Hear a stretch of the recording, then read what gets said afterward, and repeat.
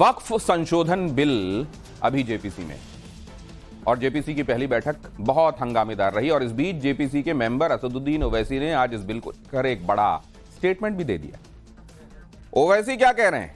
ओवैसी का कहना है कि सरकार वक्फ बाय यूजर को खत्म करना चाहती है।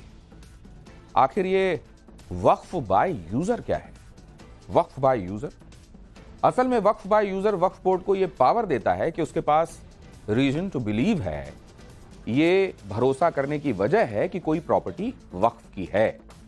वो बिना किसी कागज के यह दावा कर सकता है कि वो संपत्ति वक्फ की है। सरकार बिल लाकर ऐसे ही कानूनों में सुधार करना चाहती है क्योंकि इसका मिसयूज पहले से ही होता आया है और आज भी धड़ल्ले से हो रहा है। देखिए सवाल पब्लिक का कि ये तीसरी एक्सक्लूसिव रिपोर्ट।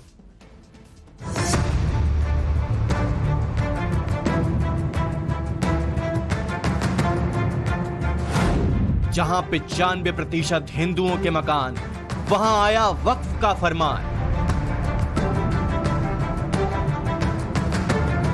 पुश्तैनी जमीन बरसों से डर, फिर भी वक्फ का डर।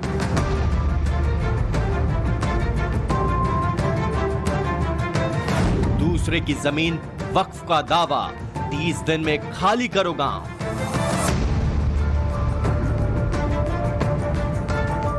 जमीन जिनके नाम, उल्टे उनको ही वक्फ का हिदायती पैगाम, 30 दिन की मोहलत, घर खाली करने का नोटिस।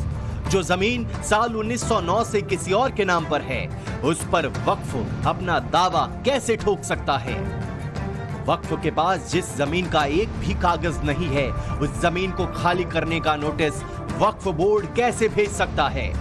वक्फ बोर्ड की हड़प नीति की पोल खोलने वाली इस खबर से जुड़ी ग्राउंड रिपोर्ट दिखाएंगे, लेकिन उससे पहले ये जान लीजिए कि क्या किसी और के नाम की जमीन पर वक्फ बोर्ड अपना दावा ठोक सकता है?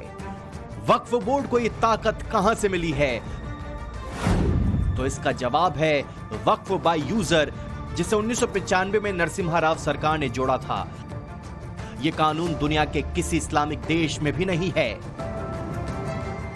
ये वही वक्फ बाय यूजर है जिसके पक्ष में बैरिस्टर असदुद्दीन ओवैसी ने मोर्चा खोल रखा है।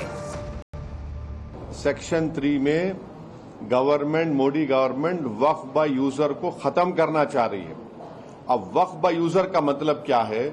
जैसा हिंदू धर्म में बाय कस्टम एंड यूसेज आप उसको मंदिर घोषित करते, बाय कस्टम एंड यूसेज, वैसे ही मुसलमानों में वक्फ बाय यूजर उस वक्त जब मस्जिद में जाके मैं नमाज पढ़ रहा हूं, वक्फ बाय यूजर हो गई। दरगाह में जाकर कोई जा रहा है, वो वक्फ बाय यूजर हो गया। किसी एक सूफी की खानखा है, वहां पर जिक्र की महफिल हो रही, वक्फ बाय यूजर हो गया।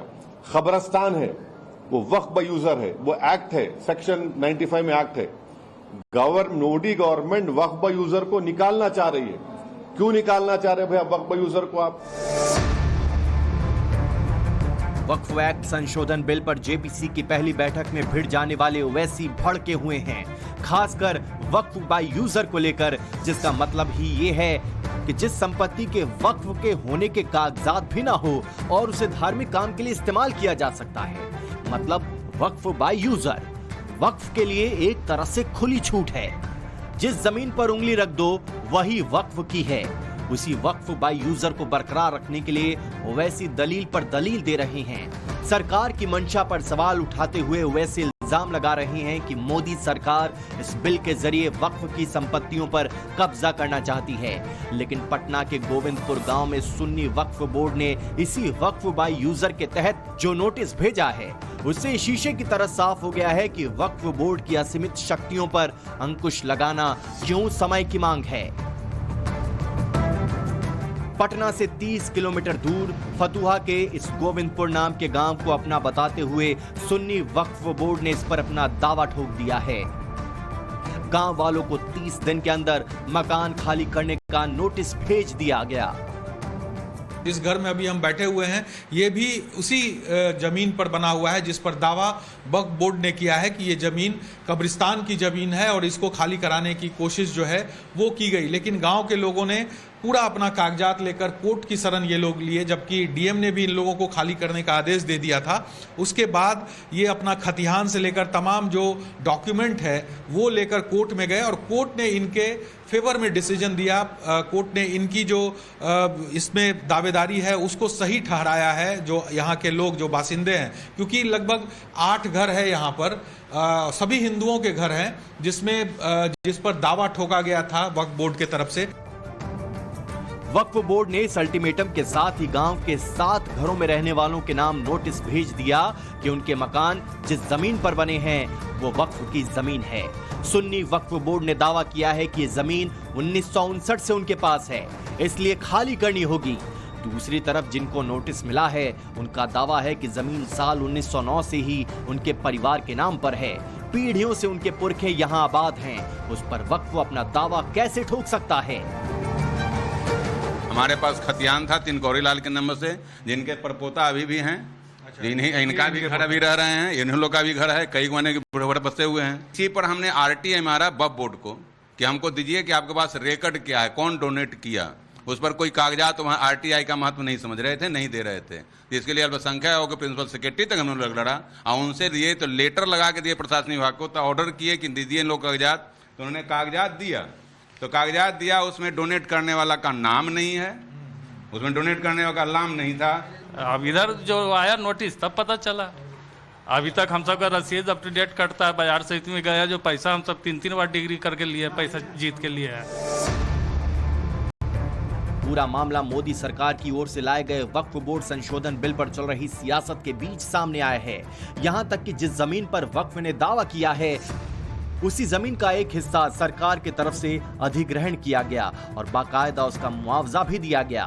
यानी जिस जमीन को सरकार ने मुआवजा देकर लिया उसी जमीन के बाकी हिस्से को वक्फ बोर्ड ने अपनी संपत्ति घोषित कर दी। जबकि खतियानी जमीन है, पूर्वजों से रहते आ रहे हैं हम लोग।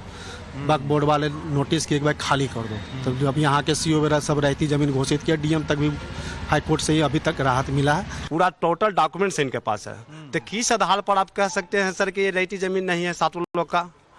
और वक्फ बोर्ड वाला हाई कोर्ट में सर कोई कागज नहीं दिखाया, कोई कागज नहीं दिखाया सर। एक खुदा मानिए किस्मत मानिए कि इनका 2 डिसमिल 1973 में 2 डिसमिल जमीन एक्वायर किया गया था। उसी के चलते हाई कोर्ट में मार्केटिंग बोर्ड में इसी के चलते सर जमीन है जो बात, इसी के चलते हाई कोर्ट ने केस को लिया भी है, नहीं तो केस भी नहीं लेता और ट्रिब्यूनल में जाना पड़ता है। ट्रिब्यूनल में क्या होता है सर, छिपा हुआ नहीं है, सारा सदस्य यही समझता है। तो कैसे हम लोग को न्याय मिलता और न्याय मिलता तो ये हाई कोर्ट सारा कागज को देखते हुए सर हम लोग का न्याय का पक्ष में दिया। अगर प्लॉट पर दावा किए हुए और एको प्लॉट का प्रूफ नहीं कर रहा है, उसको दिया कौन दान में, उसका नाम बतावे, पेपर लावे। हम लोग भी हिंदू समाज के मठ में या ठाकुरबाड़ी में दान देते हैं, बाइज्जते कोर्ट से रजिस्ट्री होता है, उसको एकागो रजिस्ट्री के पेपर दिखावे ना कि कौन दान में दिया है। मामला हाई कोर्ट पहुंचा। जमीन जिनके नाम है उन लोगों ने कोर्ट में चुनौती दी, जमीन के कागजात दिखाए। वहीं नोटिस भेजने वाले वक्फ बोर्ड जमीन से जुड़ा कोई भी कागज कोर्ट में पेश नहीं कर पाया। कोर्ट ने फैसला गांव वालों के पक्ष में दिया, उसके बाद भी वक्फ बोर्ड अपना दावा ठोक रहा है। दरअसल गांव में एक मजार है, इसी को लेकर वक्फ बोर्ड अपना दावा कर रहा है, लेकिन खास बात यह है कि वक्फ बोर्ड के पास अपने दावे के समर्थन में कोई कागजात नहीं है। देखिए लिखा भी हुआ है 128, 130 सभी जो प्लॉट संख्या है वो यहाँ पर खेसरा नंबर लिखा हुआ है। यानी इन सभी जमीनों पर जो दावा है वो वक्फ बोर्ड का है और इसी को लेकर ये बोर्ड यहाँ पर लगाया भी गया है। आप समझिए चूंकि ये जो इलाका है पटना से सटा हुआ इलाका है, पटना के बगल में इस तरह से जमीनों पर किस तरह से यहाँ पर कब्जा किया जा रहा है वो तस्वीर आप साफ तौर से देख सकते हैं। ये मजार है, यहाँ पर एक बार तस्वीर हम दिखा दें, ये मजार है और मजार के सामने ये बोर्ड जो है वो लगाया गया है। मजार के जो बाउंड्री वॉल है उसके ऊपर ये बोर्ड लगाया गया है और मजार के दूसरी तरफ जो आप जमीन देख रहे हैं वो खाली जमीन और जो घर है उन सभी जमीन और घरों पर वक्फ बोर्ड ने अपना दावा ठोका। हालांकि कोर्ट ने ये जो दावा था वक्फ बोर्ड का उसको खारिज किया है और फैसला जो है वो इन लोगों के पक्ष में दिया है, जो ग्रामीण है जिन्होंने घर बनाया है उनके पक्ष में दिया है। लेकिन फिर भी ये बड़ा सवाल है कि जब कोर्ट का ऑर्डर आ गया, कोर्ट ने सब कुछ तय कर दिया, साफ कर दिया, बावजूद इसके यहाँ पर बोर्ड क्यों है, ये बड़ा सवाल है। ऐसे एक मामले नहीं हैं, देश में ऐसे हजारों मामले हैं। यही वजह है कि केंद्र सरकार ऐसे विवादों पर लगाम लगाने के लिए वक्फ बोर्ड संशोधन बिल लेकर आई है, जिस पर फुल सियासत जारी है। बैरिस्टर असदुद्दीन ओवैसी ने तो बिल के खिलाफ मोर्चा खोल रखा है। इस्लाम में वक्फ बाय यूजर का मतलब यह कि मस्जिद मेरी है। आप वो इसलिए निकालना चाह रहे ताकि कल जितने यतीम खाने हैं, ऑर्फनेज है, कब्रस्तान है, मस्जिद है, दरगाह के तहत जो जमीनें हैं, उन सब को आप बोलेंगे वक्फ बाय यूजर नहीं है, ये वक्फ प्रॉपर्टी नहीं है, इसलिए हम उसका गवर्नमेंट प्रॉपर्टी बोल के कब्जा कर लेंगे। ये सेक्शन 3 का वक्फ बाय यूजर निकालने का तरीका एक ही है। ये पूरा मस्जिदों को छीन लो मुसलमानों से, दरगाहों को छीन लो, कब्रस्तान को छीन लो, और दरगाह खानखा के तहत जो जमीनात एग्रीकल्चर लैंड पूरों को छीन लो। वहीं केंद्र सरकार का दावा है कि जो वक्फ संशोधन बिल संसद में पेश किया गया है वो मुसलमानों की भलाई के लिए है। उससे वक्फ बोर्ड में ट्रांसपेरेंसी आएगी, लोगों की जिम्मेदारी तय होगी। वक्फ एक्ट में बदलाव के बाद मुस्लिम महिलाओं की भागीदारी बढ़ेगी, जिससे मुस्लिम महिलाओं का एम्पावरमेंट होगा। इसमें हमने जो ब्रॉड बेस किया है, किसी का हक छीनना तो बात छोड़ दीजिए, जिनको हक नहीं मिला है उनको हक देने के लिए ये बिल लाया गया है। इसमें महिलाओं के लिए, बच्चों के लिए और मुसलमान समाज में जो पिछड़े हैं, जिसको आज तक कभी मौका नहीं मिला, जिसको दबा के रखा हुआ है, उनको जगह देने के लिए ये बिल लाया गया है। अब सवाल है कि वक्फ कानून में बदलाव की क्यों जरूरत है।